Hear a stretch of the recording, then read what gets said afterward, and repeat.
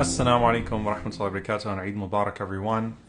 Assalamu alaikum, my name is Aiden. I am an Uyghur Muslim originally from Chinese-occupied East Turkestan, or what China has renamed to as Xinjiang. Assalamu alaikum wa rahmatullahi wa barakatuh. My dear brothers and sisters, on this holy day, we remember the sacrifices of Prophet Ibrahim alayhi salam so many thousands of years ago.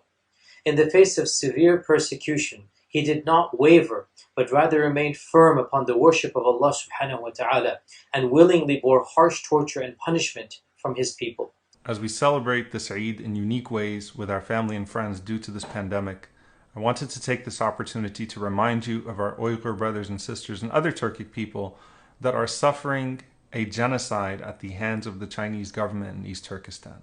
Since 1949, when Communist China came to power, the people of East Turkestan have been enduring decades of oppression and occupation. And it wasn't until recently, starting 2016, where people started to hear about the usage of concentration camps, where China has been using concentration camps to essentially slowly wipe out our population, first through culture and religion, and now there's more evidence showing that people are being physically wiped out as well through forced sterilization and other methods of physical genocide. Today, our Uyghur brothers and sisters are embodying the courage and the faith and the patience of Ibrahim alayhi salam. They are holding on to their faith despite the many painful punishments that they face for doing so. They have been put into concentration camps, forced to work in horrible conditions, and punished merely for being Muslim.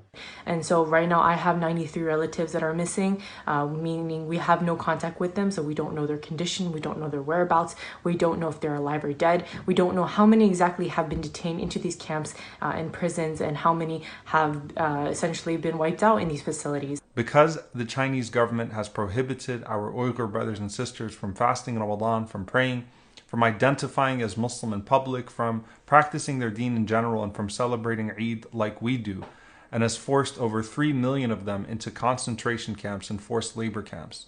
We as Muslims must take action on their behalf. And so we need you to all be on the front lines, continue educating yourself about the colonial history of occupied East Turkestan, understanding why what's happening is happening in East Turkestan, why China is carrying out these atrocities.